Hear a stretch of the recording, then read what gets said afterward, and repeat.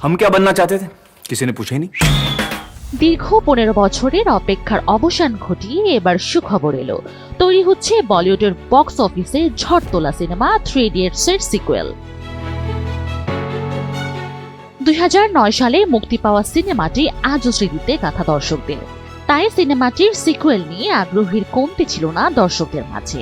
এবারে অপেক্ষার অবসান। ভারতীয় গণমাধ্যম বলছে পরিচালক রাজকুমার হিরানি 3 ইডিয়টস এর দ্বিতীয় পর্ব নিয়ে আসার প্রস্তুতি চূড়ান্ত করেছেন।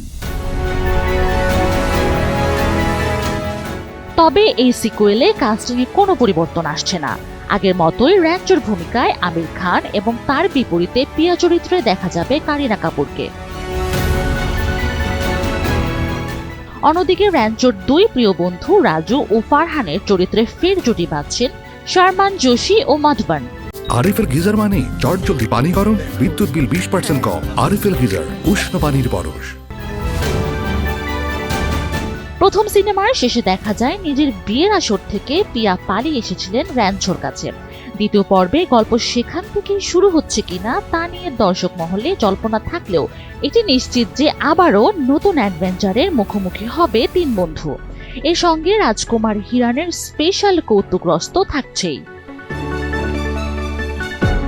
আগামী 2026 সালে পর্দায় ফিরতে চলেছেন 3 ইডিয়টস এর পুরো দল।